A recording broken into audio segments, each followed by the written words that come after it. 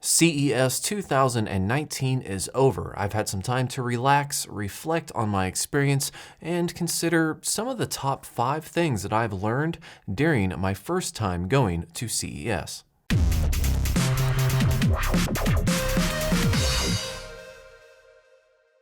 What's up YouTube, Jason here with Byte My Bits. If you are a returning subscriber to my channel, you know that I just got back from CES. Probably also know it was my first time going to a CES, and with any kind of a first time experience, you learn a few things. So I wanted to take some time and break down some of the top 5 things that I learned just because this was my first CES, and although there were some things that I expected, some things were just a little bit more than I expected. So number 5, navigation.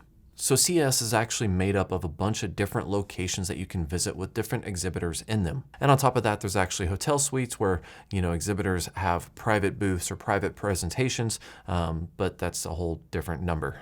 Now, before I went to CES, I did look up some companies that I wanted to check out. I kind of had a general idea where they were located, and I, plugged everything into the website. But when I got to somewhere like the Las Vegas Convention Center, things kind of quickly fell apart for me. This is mainly because it's like, this is where I entered and there's, a bunch of stuff to look at, and I kind of sort of just wandered around up and down each aisle, or at least so I thought, each aisle, looking at what was available. Now this kind of backfired on me a little bit because before I went, I knew that the CES app would have a map for me and I would be able to use that to navigate around. But for me, and I do have an iPhone with Verizon, depending on the day, it really didn't work that well for me. And it wasn't actually the app itself, it was just having internet connection that was reliable and or quick enough to use. So while I initiated this entire experience with some plans and companies that I wanted to visit, it kind of fell apart because when I had time, I sat down and wanted to look at the CES map and the CES app.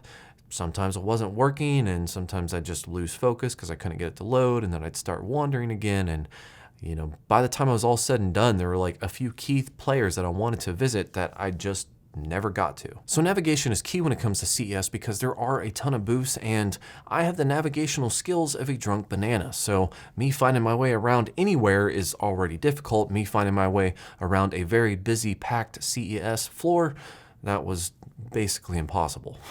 If I could go back and kind of redo the whole experience, I would probably learn to use the app a little bit better, load the maps, find my location, and kind of coordinate where I am a lot better, and also find the companies that I initially wanted to go visit, probably just right out of the gate. Also, maybe, possibly, potentially, print off a CES map beforehand. That might have helped sometimes. Maybe. Number 4, everything is expensive. Now, I 100% expected everything to be more expensive going in. I mean, it is Las Vegas, it's a convention, it's just to be expected. But for me, things really started to add up pretty quick. Things like $4 to $5, sometimes even $6 bottles of water. You want to eat lunch at the convention? Could at least cost you $10, if not 20. And even staying at my hotel, because I was so busy wanting to get videos edited and uploaded every night, I really didn't want to venture out of my hotel and go to a restaurant or do anything else. I wanted to get stuff done. So I ended up eating restaurants that were inside the hotel. And as you would imagine, that was also super expensive. I mean, I paid like $30 for a plate of spaghetti, or a container of spaghetti. It was decent.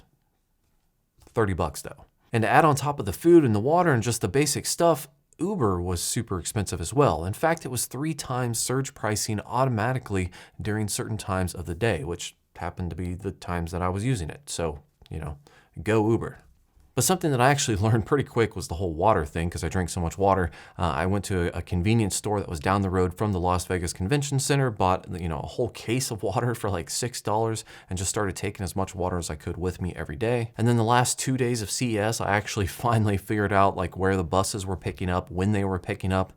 So even though it took longer, I was able to get a free ride back to my hotel, just because I finally figured out the bus system. And when it comes to food, honestly, if I just wasn't lazy and would have went out, and I could have went to nicer restaurants, probably spent the same amount of money or even less, and got better food and saved money that way.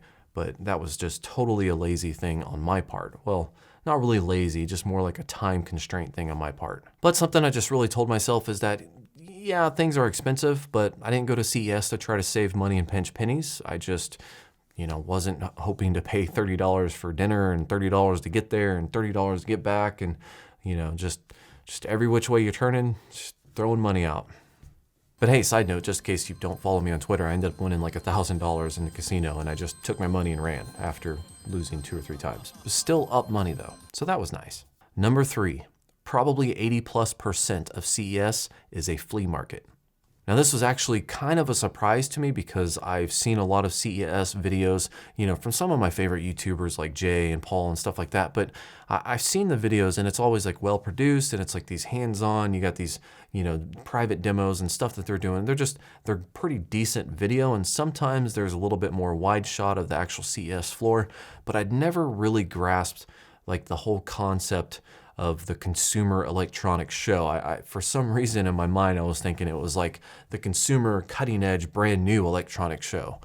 And I was completely wrong. And not necessarily everything is like super flea markety. I mean, there's also products there that I checked out that I thought were cool at the time, and I even went through the process of making a video on.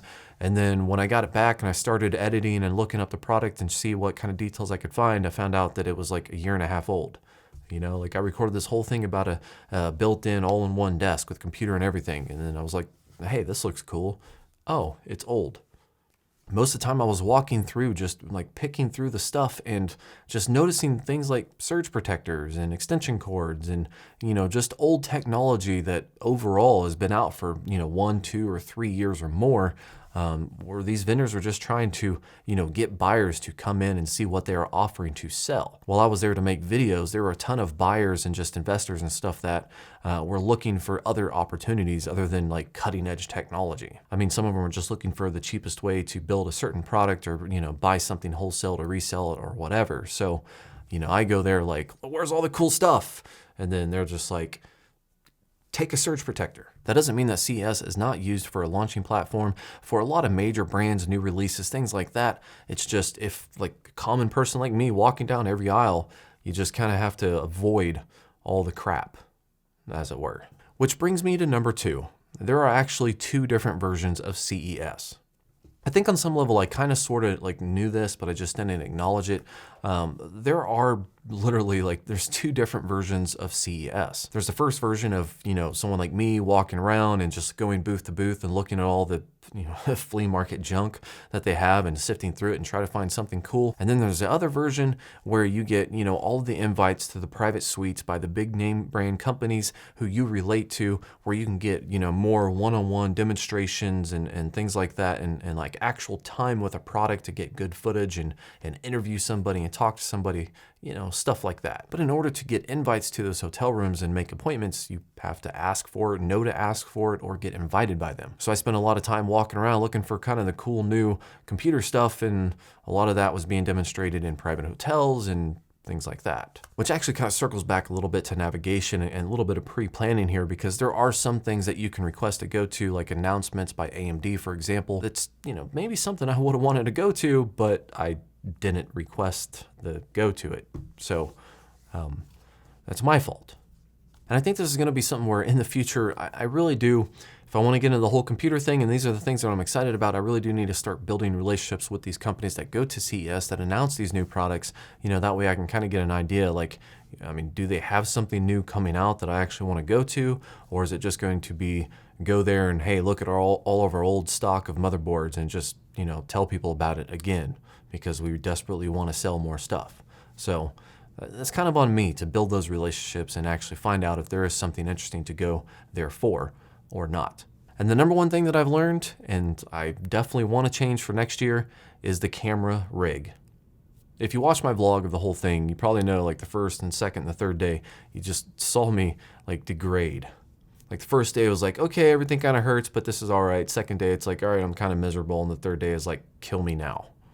Pretty much I went with like a full-on rig. I had a tripod, not a huge camera, but it was still heavy and I had a big cage on it. And I'm just like lugging this thing around, and it was just super heavy at the end of the day. And I've done this for weddings before, where I could be walking around from 8 to 10 hours with a camera rig, almost exactly the same camera rig. But the difference is when I'm filming a wedding, after that shoot day, you're done. You're not carrying around a camera every day afterwards. With CES, it's just like every day I'm doing something that I'm not used to doing repetitively day after day. So things like my back start screaming at me like, dude, what are you doing? You already have bad posture. Now you want to do this to me? What is going on? Jeez.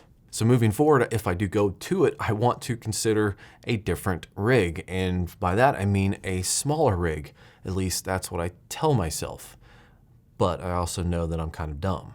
As in, I saw this whole Crane 3, stabilizer thing that's coming out in February that I really liked. It has a dual handle so you can kind of carry it to your side.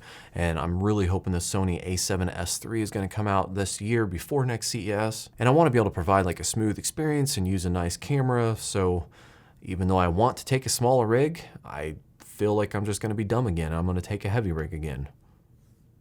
But either way, it's something to keep in mind that if you're going to be like me and walk around the entire showroom floor, or at least as much as you can cover and spend, 8+ hours at CES, you really need to consider how heavy is your setup, because if it's heavy in the beginning, it is going to be a monster in the end. I just got to find a balance between the quality, the stabilization, and the audio.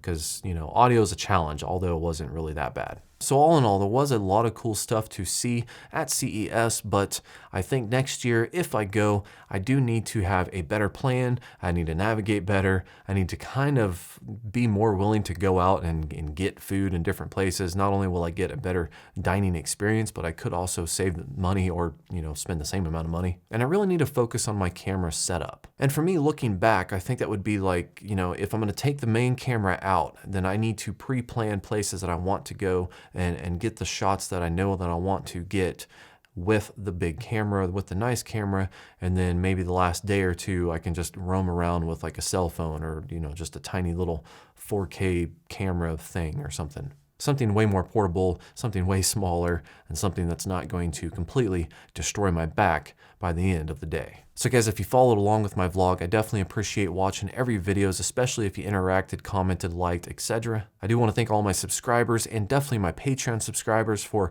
just being here and allowing me to go to something like this, because it was definitely a great experience, although I did learn a lot, and hopefully next time will be much better. As always, thank you for watching, like and subscribe below, and have yourself a good day.